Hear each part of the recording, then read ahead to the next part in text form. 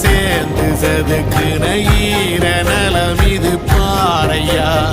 வாழும் வரையிலும் நீயும் விதைக்கிற கடமை இருக்கு கேளையா